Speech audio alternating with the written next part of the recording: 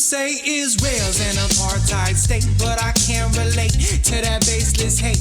It's not really fair to try and compare a racist regime with the war on terror. Using common sense against violence, Israel had to build up the border fence. And if you think that's apartheid, it's because you don't know what apartheid really was. For 2,000 years the Jews all roamed, but we always called Israel our home.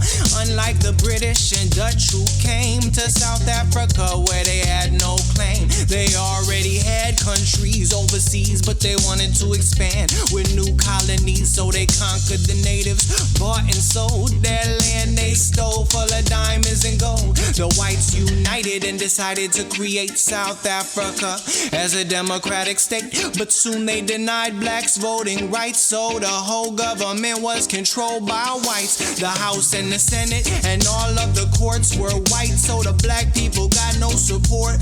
Plus the police would arrest and beat any peaceful protesters in the street. They divided everybody into 4 different races, moved them by force into separate places. So if you were Indian, black or brown, you had no business in a white town. They had segregation of transportation, buses, bus stops, trains and train stations, separate ambulance, different doctor and nurse, and the black hospitals were always worse. Restaurants, hotels, and the public park might be off limits if your skin was dark. It was a crime, and you could get more than a fine if you crossed the line of that whites only sign. They had separate teachers at different schools, black and white beaches and swimming pools, cafes and movie theaters wouldn't let folks in, discriminating if they had the wrong color skin. No mixed marriage, it was a criminal act for a white person to have sex with a black. Apartheid went from the womb till the tomb, couldn't even take a dump in the same bathroom. People say Israel's an apartheid state, but I can't relate to that baseless hate.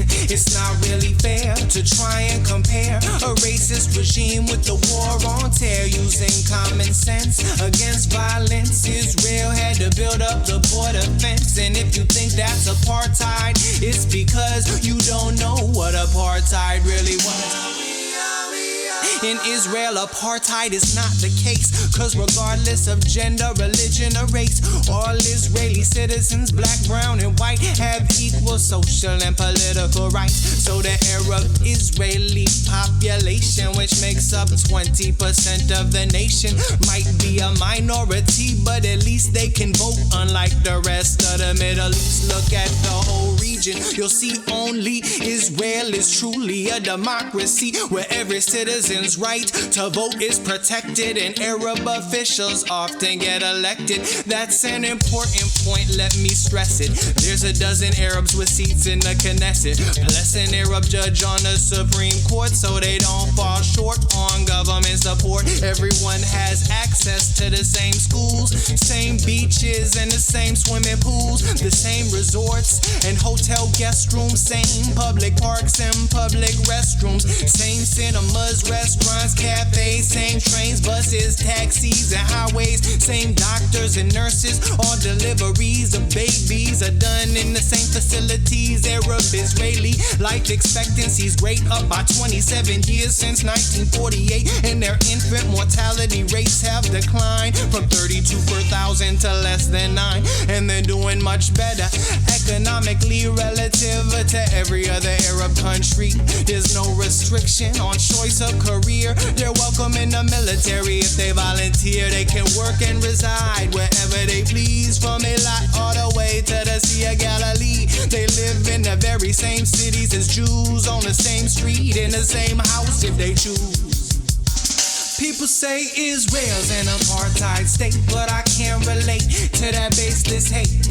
It's not really fair to try and compare a racist regime with the war on terror. Using common sense against violence, Israel had to build up the border fence. And if you think that's apartheid, it's because you don't know what apartheid really was.